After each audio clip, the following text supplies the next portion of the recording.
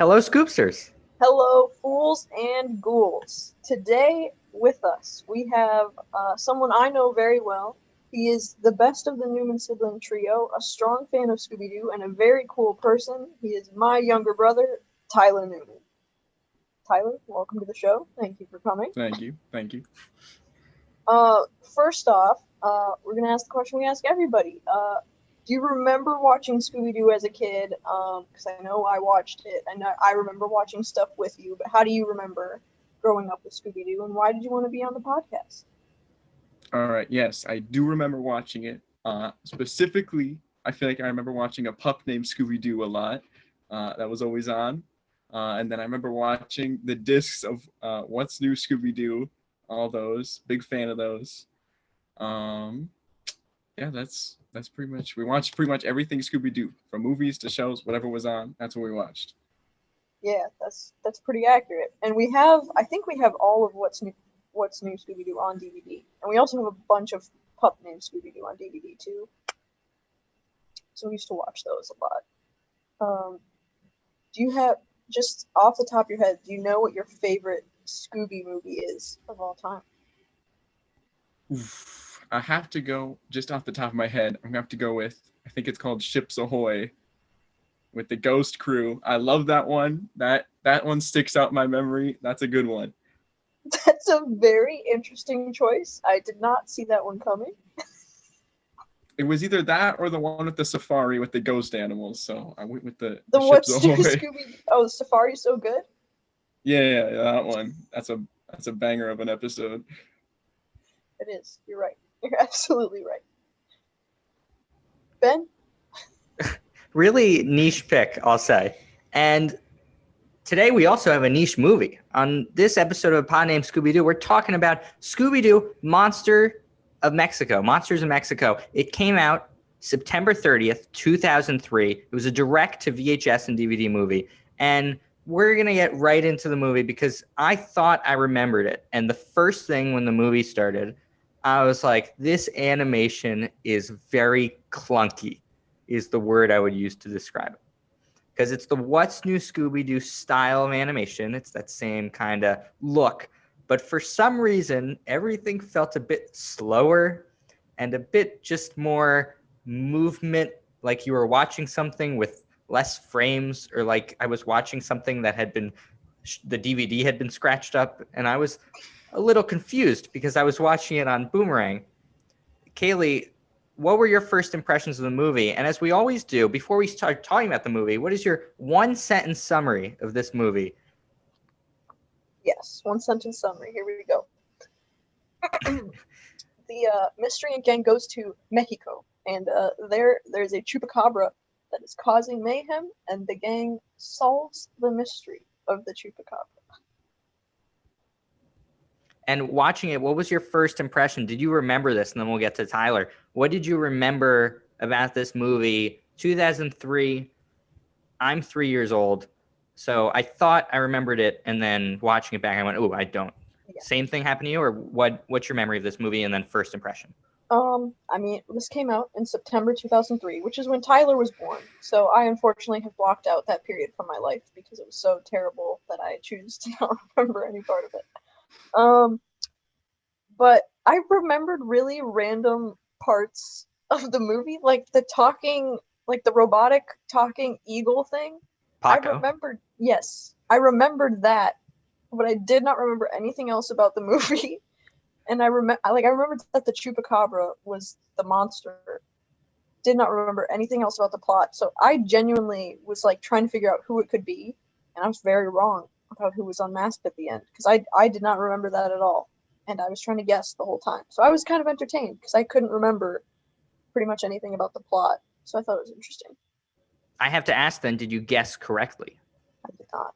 I never did. Oh, wow. Okay, so Tyler, do you remember watching this movie when you were a kid? What were your first impressions watching it back just from the jump? Okay, well, I thought I remembered it because I swear I recognized one of those two brothers, but I think that may have been from another episode or something. I swear I recognized it. And that eagle, I'm with you on that one. I recognized him. But first impressions, at first, I kind of agree with you. It had the animation, but then some of the styles were a little little different. But and just the way the movie went on, I was like, it kind of veered away from the monster at points. I was kind of confused at some points, but yeah, that's all I remember. Is Yeah. I swear one of those brothers is in a lizard episode or something.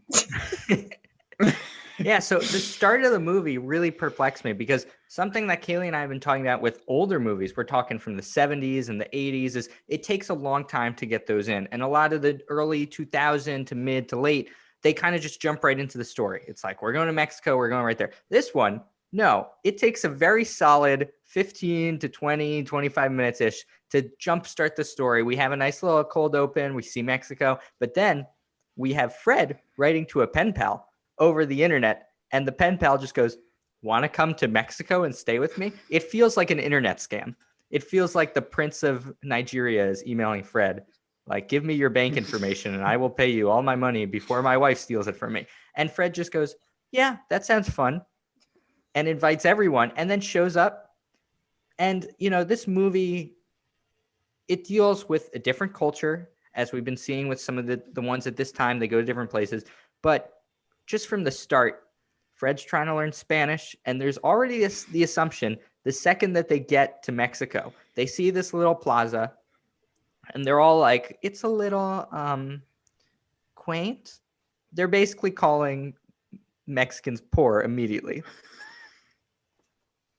And then the guy ushers them in and goes, no, we own this hotel. And they go, oh, this is so pretty. I just want to talk about this email exchange for a second, because it lets us know that when the gang is not solving mysteries, they have their own little home.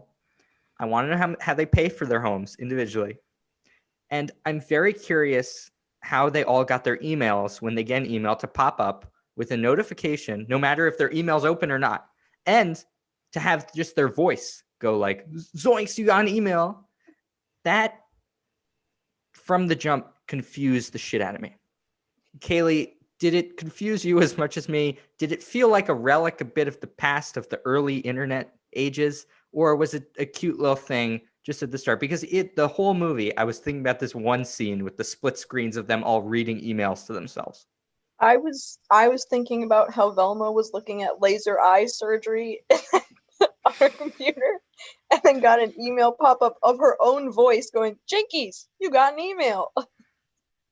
And how ridiculous it was. And then also Scooby and Shaggy were living in like a nautical themed house, like their bed was like a pirate ship wheel, and just everything about that opening scene made no sense. But I thought it was really funny that they all had their own voices as their email notifications. Didn't really make a whole lot of sense that they just are all like, yeah, hey, Fred's friend said we should go to Mexico, so I guess we're all going. Yeah, Tyler, something we talk a lot about on here is how these little things that, it's a kid's movie. You're supposed to suspend your disbelief and just be like, yeah, of course they're going to Mexico for free to stay with the pen pal. We get annoyed by it. Does something like this annoy you as much as it does us? Or are you just like in for the ride? Okay, sure, I'll accept that. It doesn't annoy me as much, but I'm just in for the ride. It's Scooby-Doo. You're just like, okay, whatever happens, happens. Sometimes they walk on air. So, I mean, him getting this email, whatever. It's just like, okay, go to Mexico. You might get robbed. This guy's probably scamming you, but just go. Yeah, and I would say the only other thing that really annoyed me like that during this entire movie was the animatronic Disney style. We have Paco that Kaylee mentioned. You got a dragon. You have this 80-foot tall looking like King Kong wooden person that hits his own head and then crumbles. Other than that, he is indestructible, which is terrifying to think about. But these things that when we find out who the villain is, I go, how, even if who could do this? And two, this seems like it takes a lot more effort. And I want to talk about the one specific scene where they exit the temple, the mystery gang and the two brothers, and a literal cage pops up on all sides of them. And Paco, the animatronic eagle, eagle comes and just starts spouting like, my name's Paco and I'm a magic bird and all of these people have done horrible things and you have to murder all of them. And just the timing, like it felt like a fever dream. And I'm not sure if that was in a good way or a bad way. Kaylee, did this take you away a bit from the movie in that sense? Because I think there's before Paco and there's after Paco to me. And everything before Paco, I'm like, okay, I can see where it's going. And then when Paco comes in, I'm like, this is a whole different movie right now. If those are two sides, which one do you like more, the latter half or the beginning? So instead of saying BC and AD, we have BP before Paco and And AP AP after after. So BP before Paco. There was just a lot of things that did not really make sense. Like the whole time when they said that the chupacabra was 10 feet tall, at the beginning of the movie, I'm thinking, okay, this has to be a large man that is obviously in this chupacabra costume because it is a 10-foot tall monster that is like functioning, like he can move the limbs and everything. So like somebody is in there who's large. Then we get to AP after Paco, the end of the movie. Which we can talk more about at the end later. But the whole reveal of who is behind everything made absolutely no sense. Also, in the AP times after Paco, when they're at the grave and the ghost of the dad comes out and it's like the whole Wizard of Oz thing with the guy who's randomly dressed as a skeleton who's also controlling this ghost. What was the point of that? Like, I don't understand anything about it. It didn't make sense. Nothing in this movie made sense. Tyler, do you enjoy the before Paco era of this movie and everything kind of leading up to these big chase scenes with the music in the background? Or do you like the second half of the movie more with the reveal and a flying random bird and people going on dragons and more of this just like more Scooby style atmospheric things? Or are you a fan of the beginning half? All right. Before Paco, I liked it. It wasn't as confusing. I was kind of with it. I slightly understood. I had a hunch about who it was. But then as the movie went on, I was kind of like, okay, wait, that doesn't even make sense. After Paco, everything just got confusing. Also, yeah, like you said, there's just a 90-foot like rock man who destroys himself by knocking himself on the head. And then that one tourist guy, when they put on the skeleton clothes and he's like, hey, they're dressed in the ancient skeleton clothes. I like how it was the one white guy too. Yeah, and he's of course he's like the fattest one there. He's trying to chase him down. Like he's like so into this curse that like they're all about to die right now, even though he's probably just visiting from like Missouri. But after Paco, I prefer before, but after it was a little more entertaining. Okay, who Ben? Wait, Ben, did you figure out who was behind everything before they revealed it? No, so let's get to that right now. So the reveal, we find out that the man behind this, Mr. Smiley, is a man who we've only seen on billboards in the movie. So we had never met him, but we are aware that he wants to build a theme park in Mexico, basically, for his, conglomerate company as Mr. Smiley.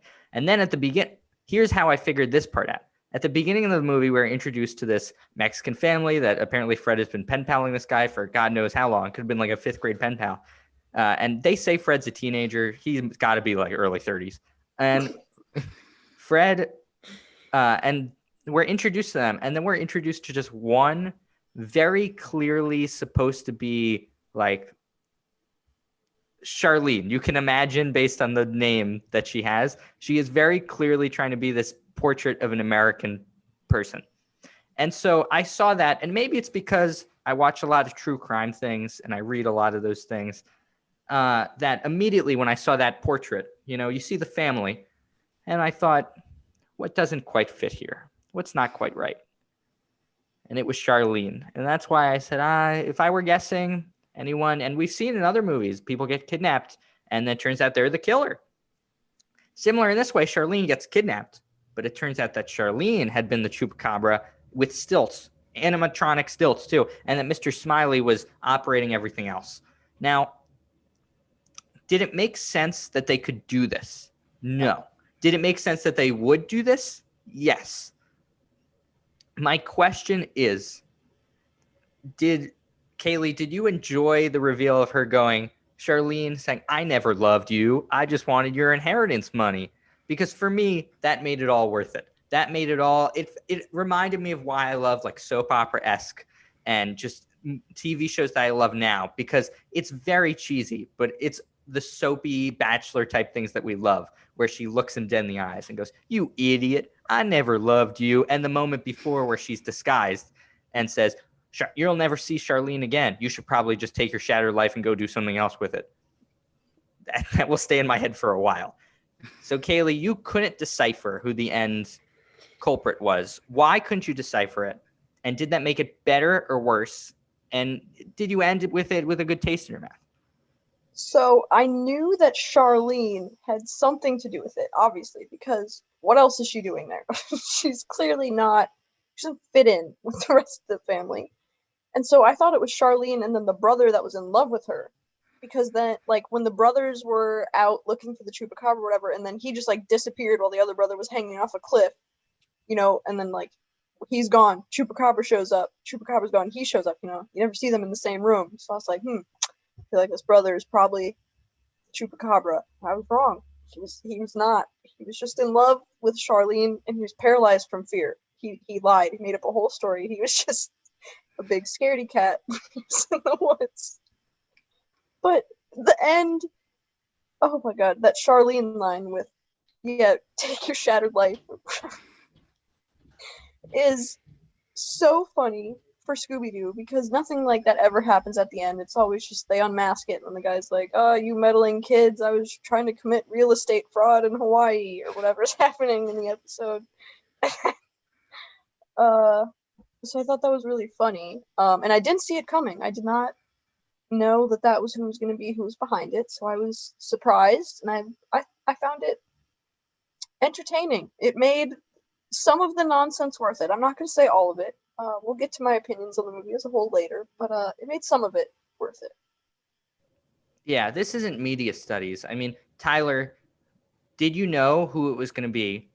And if you did, wow, good for you. If you didn't, what did that make it more enjoyable? And did it leave a good taste in your mouth? Because sometimes, and it happens in the original series, someone who maybe we just see a portrait of turns out to be the villain. Sometimes you can be like, feels like a cop-out. Did this feel like a cop-out, or does Charlene's lines at the end maybe make up for Mr. Smiley and, you know, the white man's greed being the culprit here?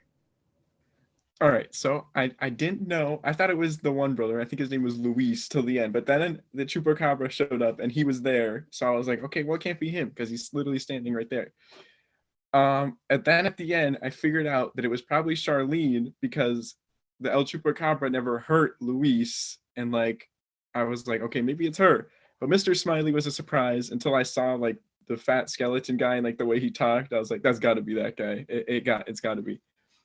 But I liked the line where she just completely roasts him, and then he just like is unaffected like 5 minutes later. He's just like, oh, okay, the love of my life just ditched me and tried to like terrorize my town and make me sell my hotel. Whatever, you know, it's fine. Just move on. It's like, okay, what the heck? But I think the line, it made up for it. The Mr. Smiley, us not seeing him, that made up for it. Yeah, I do like that you're pointing out that not even 5 minutes after his, you know, soon-to-be wife, he's planning on marrying her. And this plan must have been months, years in the making for Charlene to get in good and go to Mexico and try to steal inheritance and then sell the hotel and then build a theme park. That's a lot of time to invest just for you to be like, I didn't love you. And then 3 minutes later, for you to be like, you know what? I don't need women. I have brotherly love. And now let me tell him that I was actually paralyzed from fear, like Kaylee was saying, which it's a lot to take in. Even for the small, it all takes place in about 7 minutes at the end of the movie, and it's a lot to take in. What also happens in the last 7 minutes, this is my segue, Scooby is the one who ends up finding where Mr. Smiley is, along with his new, can I call a dog girlfriend, Chihuahua? Something we've asked on every episode is, does Scooby-Doo know that he is a dog? And in these early 2000s direct-to-DVD movies, there are no indicators. Scooby doesn't look up and say, dog, where the fuck's the dog? in a really grimy voice or anything like that. There's nothing to say that Scooby knows he's a dog. At the end of the movie, I think Mr. Smiley says, "Oh, I would have gotten away with it if it weren't for those kids." And doesn't say dog, and Scooby laughs. I'm not going to put too much stock into that. I will put stock into Scooby immediately finding a dog and being like, I am attracted to that dog. Kaylee, does this confirm that in this, I'm going to just say in this era of Scooby-Doo movies, that Scooby is aware he's a dog? Because I'm going to say yes, that they just dropped it and that Scooby is like, yep, I'm dog. Yeah, I think in this movie, we've gotten all like, existential with this before, where can Scooby even process that he's a living being? Like, is he even self-aware that he's like a being with thoughts and a brain? I don't know. But there's nothing in this movie that tells me he doesn't think he's a dog. Does that mean he knows he's a dog? I can't say. I have no idea what's going through his brain, but he is immediately attracted to the Chihuahua, which is a weird thing. Scooby's very large compared to this dog. I'm concerned for her. But I don't think there's no moment in this movie, like you said, where somebody refers to him as a dog or a mutt or a hound. Row? Rear. No, there's nothing like that. So I think he has to be at least semi-aware. He knows he's not a person, I think. I don't know if he knows he's a dog, but he knows he's not a person. Tyler, we've done a lot of theories on this. Do you think that Scooby-Doo, being clearly the ultra mega celebrity he is, but also being this kind of parallel version of Shaggy, because Shaggy and Scooby-Doo are essentially the same character, do you think that Scooby-Doo knows the fact that he's a dog and that when he acts like people, they're not laughing with him, they are laughing at him because he is acting like people? Or am I just crazy?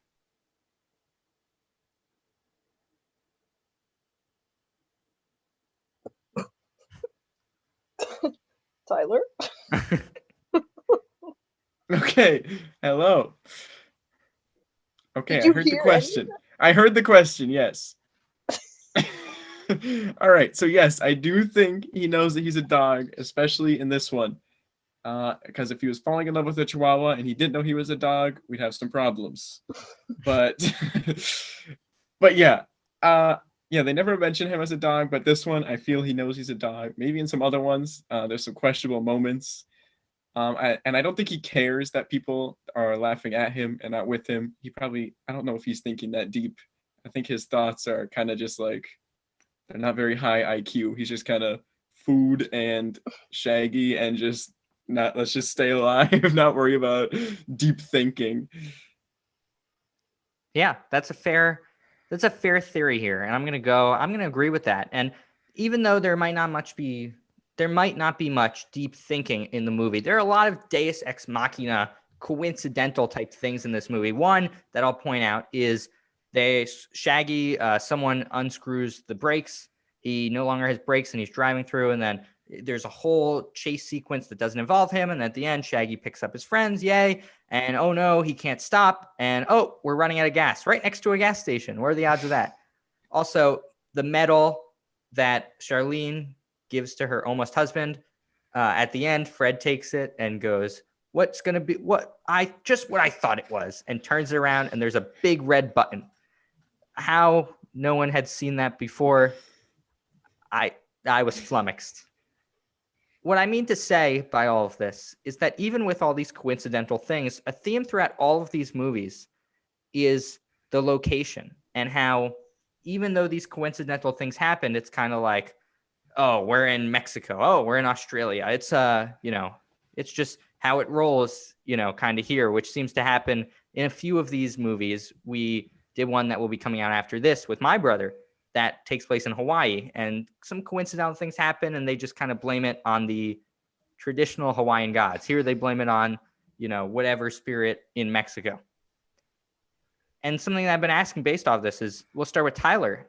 Does this movie, with its cultural and just other significance, does it make you want to go to Mexico? Does it make you not want to go to Mexico? Or are you like, I don't even care that it's in Mexico at all? There is some at the beginning with them talking about the Day of the Dead and explaining that it's not scary and this what it means. But otherwise, when we get to the after Paco, they kind of just disregard that they're in Mexico. So if this is a tourism ad and you've never heard of Mexico, would you want to go there based on this movie? I just based off the movie, I would say no, besides the part with like the temples. That part is cool. I'd be like, okay, wow, that's cool. I want to visit that, besides getting trapped in a cage and like heckled by a robot eagle. But I think overall it's like it just looks like a normal desert city. Like it could pass as pretty much anything after Paco. Like it's just like a cemetery after that, and then they kind of go back into this city, and it's just like, okay, don't really see much culture or anything happening anymore. Kaylee, same question to you. Would you want to go to Mexico based off of this movie? Do you think it does Mexico proud in showing some of its culture? I do not think it does Mexico proud. I feel like there's a lot of issues with this movie and the way that they show Mexico, and I feel like it's very they use a lot of like stereotypes, and it's very like I texted both of you. I said I think this movie's kind of racist. There's a lot of issues with the way they portray Mexico in this movie. Like, oh God, I can't. It's just bad. Like it makes me cringe inside. Like some of the stuff. It's not even that they're trying to make Mexico seem like a bad place. It's just that No. they're using every single, like what me, who has never been to Mexico and would be like, Mexico. That is just very clearly like either not the whole story or just not true. Exactly. Like And they're using all this like stereotypical things that they think people will think of when they mention Mexico. They're like, hey, this one takes place in Mexico. What are all these things that white people in America think of when they think of Mexico? They're gonna eat tacos. There's gonna be a guy named Paco. There's gonna it's just like they don't show you anything new or interesting or like really real about Mexico until they talk about Day of the Dead, or with like the temples and stuff. When they kind of talk about that for 2 seconds, Wilma goes, "Oh, these temples were built by the so and so and so and so," and then that's it. They're just running around in these temples. There's nothing really significant. Like they don't highlight anything new about the culture or about Mexico as a country that would make me want to travel there, because it just shows me everything that was already like enforced in my brain about like what stereotypical Mexico would be like. So no, this did not make me want to travel to Mexico. Yeah, I tend to agree on this, just because it felt like if you didn't put the word Mexico on it, everything after halfway through, you could have been like, this is in Saudi Arabia. And I would have been like, okay, I can buy that. So just, add a desert, add a cemetery, like Tyler was kind of saying, after they talk about Day of the Dead, it's kind of just, okay, let's draw something that looks like this and put it in. It's not bad, but it's just not really serving a purpose that maybe we want to get out of it as adults at a certain point. And maybe watching as a kid, I remember just being like, this is the Mexico movie, which I was not wrong. It is the Mexico movie, but that's really all there is to it. Yeah, and I think we talked about this on the Legend of the Vampire one too, with Australia. Like it doesn't really give you anything new to like be like, wow, they have that in Australia? I didn't know that. Like in Legend of the Vampire, they're literally just in a desert at a concert. Like there's nothing really culturally or like significant about the fact that it takes place in Australia. It's just like a coincidence that they're like, hey, this concert thing where there's a vampire happens to be in Australia, so that's where we're gonna be. And it's kind of the same thing with this one. It's just like the Chupacabra is in Mexico. Like the Mexico part really has nothing to do with the story, but here we are. Well, we do get Fred mispronouncing everything. Yes. And Velma says, good job. And he goes, muchos gracias. And everyone goes, ha, ha, ha. Good one, Fred. Just cementing the Fred as a himbo status that gets brought up here often. Something that I was really curious about, that even though we already recorded with my brother, that I really wanted to ask, specifically starting with you, Tyler. Kaylee's your older sibling. She watched a lot of Scooby-Doo. Do you think that as a young kid with someone older sibling, watching a lot of Scooby-Doo. Do you think you actually like Scooby, or did you just want to do what Kaylee was doing? And do you think it was imprinted onto you? And this might get a little, psychologically deep, but I'm just really curious. Did you start watching Scooby because Kaylee was watching it? And, do you think that impacted kind of what you watched afterwards? I think I probably started watching it because of her, but I think I actually did like it, and the fact that I continued to watch it even after, and sometimes without her, like I would watch the show sometimes or something. Like I think that proves that it wasn't just to be like her or something like that. It was because I actually enjoyed the show, and I still do. Yeah, because you watched all of Mystery Incorporated, right? Like you were homesick or something at one point and you watched like all of it, and I was not there for that. Yeah. Yep. Homesick from school for like 3 days. Just completely binge watch Mystery Incorporated. I don't know if I finished it, but I got like through a few seasons. Yeah. And you are sitting in my bedroom while we record this, which is strange. Like, there's a lot of things that I feel like I've influenced you in life, but also there's things that you like on your own. Like, I think there's a lot of things that like I got you interested in that, but then you've like developed your own interest out of that. And Scooby-Doo is one of those things. Mm-hmm. You're like a Kickstarter for me. You put Yeah, me like, on it, and then I decide if I like it or not, and if I do, I roll with it. exactly. Scooby-Doo, Marvel movies. Marvel, yep. Yep. Mm-hmm. Yeah, exactly. Interesting. Something I would be remiss to mention about is we've touched on a bit about the voice actors over this podcast and kind of how that affects us. And I know, Kaylee, you and I grew up with the kind of, even though I was born 2000, I started kind of with the original series and then with the late 90s movies and then What's New Scooby-Doo and then overlapped to other things. I know yours is kind of similar-ish. I'm really curious because this movie, Velma and Daphne, sound completely different. They have different voice actors, and from the jump, I was like, different, different, different, different. Doesn't mean bad. It just takes some adjustment to it. Tyler, when you were growing up, is there a specific voice you remember? And when you watch this, were you thinking, oh, here's who sounds different, here's who sounds the same? Do you recognize that?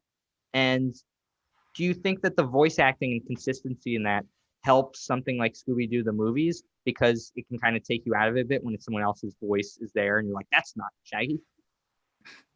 All right, I think it was harder for me to notice. I after a little while, I feel like halfway through the movie, I was like, okay, yeah, Velma and Daphne, those do I swear I recognize those people, but those do not sound like the usual. I feel like Shaggy's voice probably stands out the most. I feel like I'd recognize his if it was different, like anytime.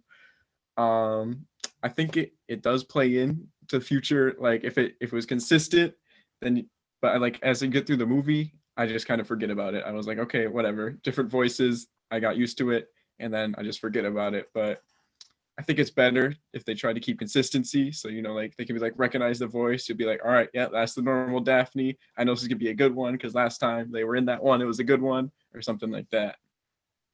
Yeah, I definitely think sometimes there's the mental flip of if you watch a movie with a certain actor, also you're going to want to watch another movie with that actor if you liked it. No matter if the next movie's bad or, amazing, you're going to watch it because you like the actor maybe from a different movie you thought that was good. And I think the same can go for voice actors in a way where kids growing up now know Matthew Lillard as Shaggy. We know Casey Kasem a bit more. And it's kind of like two entirely different generations. And I like them both a lot, but I can tell it just kind of flips a switch in my head. And I'm like, okay, this is where we're at in the Scooby time here. This is where we're working with. Kaylee, as we surf through all of these movies, do you think the voice acting becomes more important to your viewing or less important to your viewing? I think if you had asked me in any episode other than this one, I would have said it becomes less important. But because in this movie, it bothered me so much that Daphne was different. And like every time she talked, I would be like, who is this bitch? Like, this is not Daphne. Like, it stood out to me so much. Like, even if I wasn't paying attention for a second and I was on my phone and I would hear that voice, I'd be like, who is talking? Like, that is not, what is this? This is not, and especially because we talked about this in another episode from around this time period too, where it's the What's New Scooby-Doo animation style but the voice acting is not the same as in What's New Scooby-Doo, so it's kind of off-putting to see it look the same and it doesn't sound the same. And that really stood out to me in this one with Daphne. It like annoyed me a lot watching it and took me out of it every time Daphne talked. So I'm gonna say that the voice acting is more important, I would say. Yeah, and something that this movie, as we transition to our final rankings, or we do a nostalgic and a current day ranking out of 10 Scooby snacks. I just want to say that it's not that this movie, I wouldn't call it bad. I would say it's average, but I would say it's just very bland. Other than Paco, there's nothing that either A, makes you say, oh my God, this is so funny, this moment right here where Fred says this or Daphne does that. There's no real moment that just like really pops out at you throughout. And I don't know if that's just because of the writing and how the movie goes. Maybe the ending with Charlene makes us laugh. But I just thought overall it was pretty bland when it comes to that. And actually, before we get to our rankings, something that I forgot to ask this, but just popped back in my head. We ask, well, we'll get to our rankings after the commercial break, but the commercial break here is this a good date movie? I almost forgot. Tyler, every podcast we ask if this Scooby-Doo movie is a good date movie. Your sister has said in the past that every Scooby-Doo movie is a great date movie and then rescinded it and then put it back into place and then rescinded it again. And as of recently, I think put that semi back in place. So she's all over the place. I take it movie by movie. I'm going to say first, we'll give you some time to think about this. I think this is a really poor movie to watch on a date. I think it is because, just like I said, it's bland. There's nothing to make fun of. The timing is fine. It's only just about over an hour, slightly, an hour 12, an hour 15. And I think it's harder to make jokes during this movie because, as Kaylee said, if you make a joke about Mexico, your partner's going to be like, are you racist? Are you against immigration? Is this going to turn political? And I just want to watch Scooby-Doo. And it's hard to, I think, start up conversation with a movie like this, even if you're doing something like Charlene, who, that section is all about love. If you're on a date, maybe you don't want to talk about not loving or bringing up at all, even on a first date. And so for this movie, I'm going to have to say that it is, if you're choosing this movie on any date, first or not, I'm going to say that you have poor taste, not only in Scooby-Doo movies, but also you got to get better at knowing what to do on dates. You got to, Google, what do people like to do on dates? Because this, I don't think will help. I think you'll be bored during. I think you'll be bored after. I think it's hard to pick up conversation during and slightly harder to pop back in and out. Kaylee, is this a good date movie?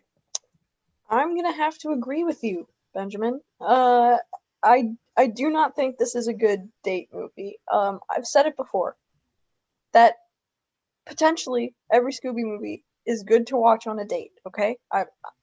However, this is not the movie to pick, especially if it's a first date. First of all, as I've said before, there are so many better Scooby movies to watch. Why are you picking this one to watch on a first date? If this is what you're picking to watch with somebody who you are going out with for the first time, you're a psychopath, and there's no way that this person is going to continue dating you.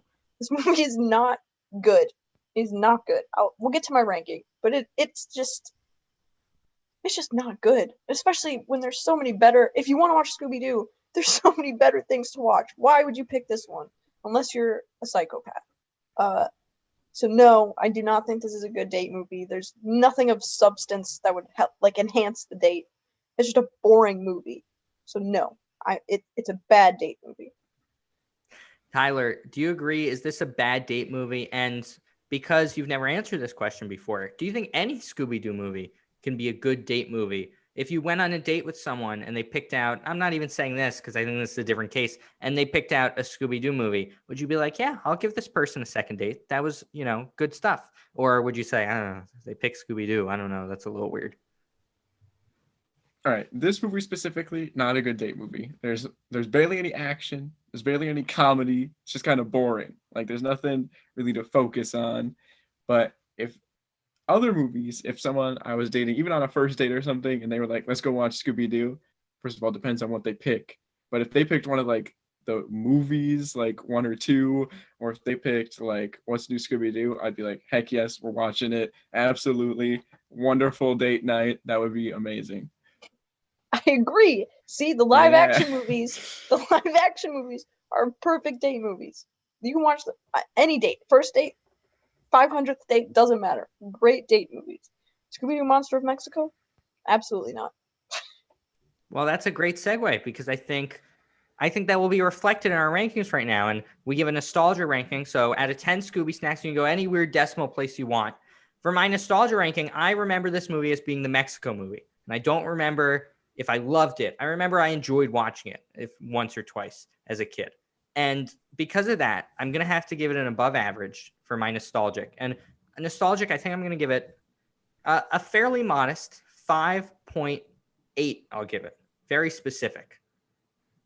Just because of that, as a kid, maybe I didn't know too different. I just accepted that. I thought the Chupacabra was a bit spooky. As an adult, the Chupacabra was not spooky. The lady on stilts that can activate up and down and can let her jump from trees, that was spooky shit. Because if that technology exists, Disney's going to look a lot different. For those reasons, I'm going to have to give it. I don't think it's that bad. I'm going to give it such a horrible thing. I'm going to give it a 4.8. I'm going to demote it by 1 point. I'm going to give it a 4.8. I think it's slightly around average is where I would say. Where would I watch this again? No. I'm saying an average movie, I would watch it once and I would go, worth the hour. If it were any longer than it is right now, I would demote it even more. But I think just the pacing is fine, and you can, it's a background movie, I'll call it. You want to be on your phone, you want to be on your laptop, and you want to pop in when you see Paco, and then go, wait, what? And then you stay around for a bit, and then you hear some, Spanish music, and you're like, oh, okay. That sounds, they got the beat going. And then, you pop in and you pop out. Kaylee, nostalgic and final current day rankings. Yeah. Okay, wait. I feel like that's the second lowest score you've ever given for a Scooby movie so far. Yeah, I find all of them to be above average. That's my own curse. I bear that burden. I think the only one you ranked lower than this one was Reluctant Werewolf. Listen, I bear the burden that when I say average, that means that I really think all Scooby-Doo movies are fairly above average. Okay. Interesting. I mean, I'm gonna join you. I'm not ranking this one high at all. It was bad. I didn't like it. Nostalgia ranking. Like I said, I only remembered Paco, who was such an insignificant part of this movie that why I remembered that, I don't know. But I'll just give it a solid 5 nostalgia ranking. I don't remember loving it. I don't think I hated it. I saw it maybe once because all I remembered was Paco. So, solid 5. Current day ranking. I'm taking a whole point off just for Scooby Cha Cha Do, the song at the end of the movie. Horrendous. Horrible song. -1 full point. So now we're down to 4. And then I'm gonna take away even more. And my final ranking is gonna be 3.25 out of 10. So many things about this movie bothered me. Just everything they said and showed about Mexico made me uncomfortable. I didn't like it. Nothing interesting or unique happens. The only redeeming quality is that I couldn't guess who the bad guy was. And that's the only reason I didn't give it like a 1.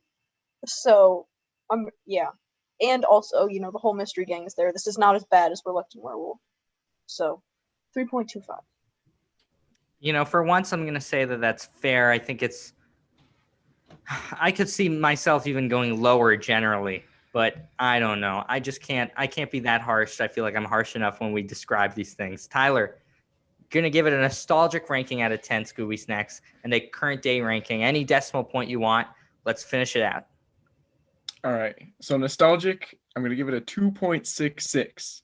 Based off the fact that all I remember is one of the brothers and Paco. Like, I do not remember any other parts of that movie. I don't know if I've even ever watched it before now. So we're going to go low for this one. Current day, probably like a 4.75. That's because they did keep me guessing on the person, and I liked that. And when I finally figured it out and I put it all together, it was rewarding. I was like, wow, okay, I got it, figured it out. But like the other parts, the pacing of the story, the way the story just completely moved away from the original location, I was like, okay, this is kind of weird. I'm not following all the way. And then it just got weirder, and all of a sudden there's a 90-foot rock man. I'm like, what is going on right now? So that's why I'm going with the 4.75 for current day. It's fair. And I want to thank you so much for being on the podcast, even though we had you watch a pretty bland movie. I hope this doesn't, leave a bad taste in your mouth for maybe going back to some Scooby-Doo movies. There's some really superb ones out there. There's some top tier movies. And while this, they can't all be winners. We had David O'Brien watch The Reluctant Werewolf, which was a loser. So I'd say this is slightly better than that. Maybe learn a bit about Mexico. I think after watching this movie, I might want to learn some real things about Mexico. Can't thank you enough for coming on, for having a Newman on A Pod Named Scooby-Doo. 2 Newmans. Whoa. I don't know if the people can handle that. Kaylee, let's hear the outro. Ruh-roh. Looks like we're all out of time. Sorry once again to Michael Vito Valentino, who we had to bump today, but don't worry, we'll see him next time on A Pod Named Scooby-Doo.